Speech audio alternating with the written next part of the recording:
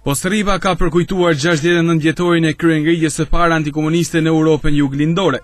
Në këtë përvjetor të rëndësishëm, mori pjesë edhe kryetari i PD Lulzim Basha, i cili vlerësoi kontributin e martirëve që dhanë jetën për demokraci. Me nderimin më të thellë, në emrin tim, në emrin e gjithë demokratëve shqiptar, e çdo patrioti të kombit shqiptar, para postribës, para postribasve, para sakrificës sublime që kryengritja antikomuniste e postribës 69 vjet më parë shënoi me gjakun e kulluar të patriotëve të kësaj toke në historinë e kombit ton për të mos u shlyer kurrë nga kujtesa. Dua ta falenderoj Zotin që i dha Shqipërisë e shqiptarëve postribën, kurajën e postribës, vizionin e postribës, shpirtin e bashkimit postribës, pa cilën Shqipëria e 70 viteve pas kryengritjes as mund kuptohej, as mund lexohej. Kryetaria e Bashkisë Shkodër Voltana Ademi tha se lëvizja e postribës do mbetet simboli i qendresës antikomuniste. Antikomunistët e vërtet, nacionalistët nga fshatrat e Shkodrës, kryesisht nga postriba, e parashikuan fatin e vendit ton dhe e kuptuan se çfarë të ardhme mizore do të kishte Shqipënia komuniste, diktatoriale.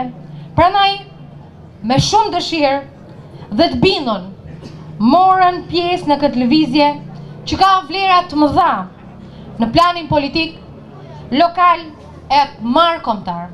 Do të mbetet si lëvizje gjithmonë një simbol i qendresës nacionaliste të kësaj treve kundër komunizmit. Kreu i Unionit Bashkëkombëtar të ishte përndjekurve politik Besim Drejoni, tha se i pranishëm duhet të ishte edhe kryeministri Rama. Ku sot dhe gjatë 25 viteve çdo përvjetor duhet të ishte kryeministri i vendit, por ai mbronzoi themelin, ai mbron kriminalat, ai nuk mbron vlerat e postribës. Jo vetëm ishi dëshmitar të një historie të tmerrshme, por më tepër ju dhe keni vujtur nga krimet e asaj historie, nga krimet më njerëzore që mund ndërmerrte një regjim kundër qytetarëve të vet.